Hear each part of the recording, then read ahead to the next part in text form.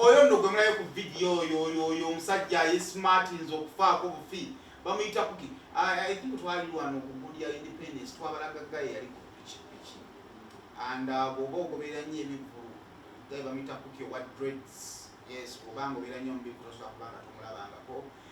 Nkola naye muteekateeka show ya ebyokya ku weekend. Tuludde nnyo nnyo naye wano ku telefayina musajja mukozi nnyo ne munnange banyumiza ki emabegako awo Kookie ng'agenda agwa mu mukwano ogwa ddala bamukuba kugwe mu mukwano naye ng'agwa mu mukwano ogwa ddala.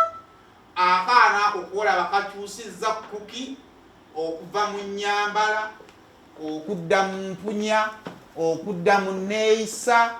Kookie yayagadde akaana ako kukakkana ng'akakoze ebyo byolaba ku gundi ng'agambye munnange mbadde nsaba obe wange nzekka.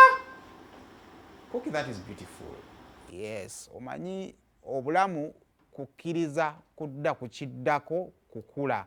So Kookie mbayozaayoza nnyala girlfriend sirimanyi girlfriend sirimanyi naye Kookie ne girlfriend tubaagaliza birungi byereere.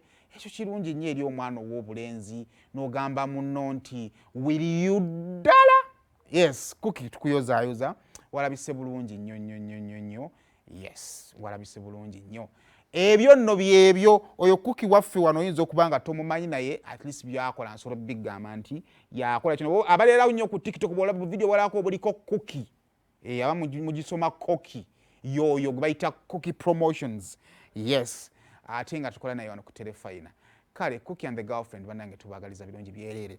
Kale olutambula tuba tuyingidde oli bannaffe ba Zuri Smart Services abakutegeeza nti no bayonja buli kiramu gwe kyolaba